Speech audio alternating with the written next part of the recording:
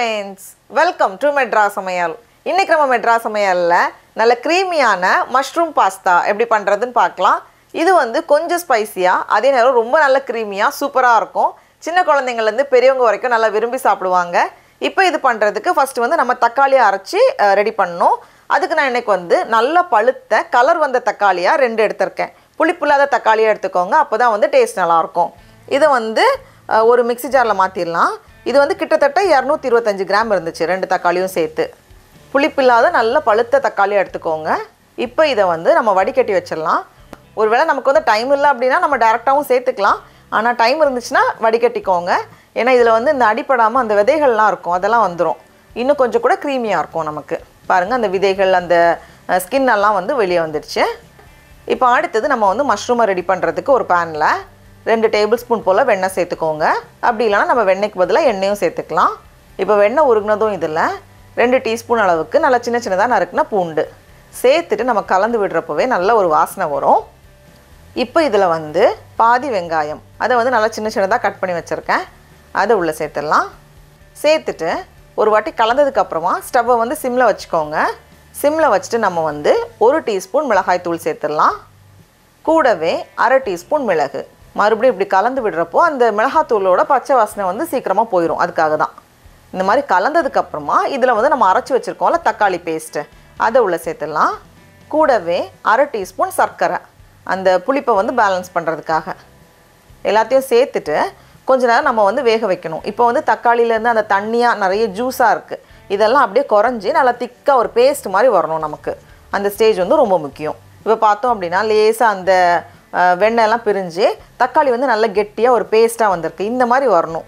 இந்த மாதிரி வந்ததும் நம்ம வச்சுருக்கிற காளான் உள்ளே சேர்த்துடலாம். நான் இன்றைக்கி வந்து 250 கிராம் காளான் எடுத்திருக்கேன். தண்ணி வந்து நான் சேர்க்கலை, ஏன்னா காளான் வேகும்போதே அதில் உள்ளே இருக்கிற தண்ணி வந்து வெளியே வரும்.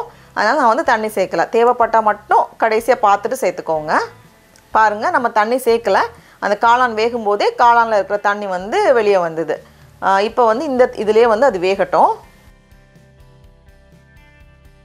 இப்போ வந்து காளான் நல்லா வெந்திருக்கு. இப்போ இந்த ஸ்டேஜில் விருப்பப்பட்டீங்கன்னா ஒரு 1/4 கப் போல் சோளம் சேர்த்துக்கோங்க. இது வந்து கொஞ்சம் கலர் கான்ட்ராஸ்ட்டுக்கு நல்லாயிருக்கும், டேஸ்ட்டும் ரொம்ப நல்லாயிருக்கும். சேர்த்துட்டு கூடவே தேவையான அளவு உப்பு சேர்த்துக்கோங்க. ஏன்னா மஷ்ரூம் வெந்ததுக்கப்புறமா தான் நமக்கு தெரியும் எவ்வளோ அளவு இருக்குது அப்படின்னு. அதனால் இந்த ஸ்டேஜில் நம்ம உப்பு சேர்த்தா போதும், பார்த்து சேர்த்துக்கோங்க. எல்லாத்தையும் சேர்த்துட்டு ஒரு 2 நிமிஷம் போல் வேகட்டும்.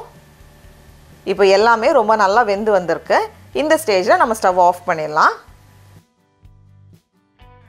இப்போ அடுத்தது நம்ம வந்து சாஸ் ரெடி பண்ண போகிறோம். அதுக்கு நான் இன்றைக்கி வந்து 2 கப் தண்ணி சேர்க்காத கெட்டியான பால் எடுத்திருக்கேன். இதில் வந்து நம்ம சீஸ் எதுவுமே சேர்க்க போகிறதில்ல. இருந்தாலுமே அந்த சாஸே வந்து அவ்வளோ நல்ல க்ரீமியாக ரொம்ப சூப்பராக வரும். இப்போ இதை ரெடி பண்ணுறதுக்கு மறுபடியும் ஒரு பேனில் 2 டேபிள் ஸ்பூன் போல் பட்டர் சேர்த்துக்கோங்க. அப்படி இல்லைன்னா எண்ணெயும் நம்ம சேர்த்துக்கலாம். இப்போ வெண்ணெய் உருகுனதும் இதில் 1.5 டேபிள் ஸ்பூன் அளவுக்கு மைதா மாவு. மைதா மாவு சேர்க்கும்போது தான் பால் வந்து கெட்டியாகி நல்ல ஒரு க்ரீமியாக கிடைக்கும் நமக்கு. சேர்த்துட்டு மிதமான தீயில வச்சுட்டு அந்த மைதா மாவோட பச்சை ஸ்மெல் போகிறது வரைக்கும் நம்ம வந்து அதை வந்து மிக்ஸ் பண்ணிகிட்டே இருக்கணும். இப்போ பார்த்தோம் அப்படின்னா மைதா மாவோட பச்சை ஸ்மெல் எதுவுமே இல்லாமல் ரொம்ப நல்லா வந்திருக்கு. இந்த ஸ்டேஜில் நம்ம வச்சுருக்கிற பாலை உள்ளே சேர்த்துடலாம். 2 கப் தண்ணி சேர்க்காத கெட்டியான பால், இது வந்து 1/2 லிட்டர் பால் சேர்த்துட்டு மிக்ஸ் பண்ணிகிட்டே இருங்க. அப்படியே அந்த பால் ஒரு தடவை கொதிக்கும் போதே கொஞ்சம் கெட்டியாக வரும். இப்போ பார்த்தோம் அப்படின்னா அப்படி பால் வந்து கொதிக்க ஆரம்பிச்சிருக்கு. இந்த ஸ்டேஜ்லேயே வந்து கொஞ்சம் கெட்டியாக ஆரம்பிச்சிருக்கு. இந்த ஸ்டேஜ்லவே நம்ம ரெடி பண்ணி வச்சுருக்கோம்ல காளான், அந்த மசாலா, அதை வந்து உள்ளே சேர்த்துக்கோங்க. இந்த ஸ்டேஜ்லவே சேர்த்துக்கோங்க. ஏன்னா இன்னும் கொஞ்சம் நேரம் வேக வேக அந்த சாஸ் வந்து இன்னும் கொஞ்சம் கெட்டியாகிட்டே போகும். கலந்ததுக்கப்புறமா இதில் வந்து நம்ம பாஸ்தா சேர்க்க போகிறோம். நான் இன்றைக்கி வந்து 1 கப் பாஸ்தாவை வந்து வேக வச்சு எடுத்திருக்கேன். அந்த பேக்கெட்டில் சொல்லியிருக்கிற இன்ஸ்ட்ரக்ஷன் படி நம்ம வந்து வேக வச்சு எடுத்து சேர்த்துக்கலாம். எல்லாத்தையும் சேர்த்துட்டு நம்ம நல்லா கலந்து விட்டுடலாம்.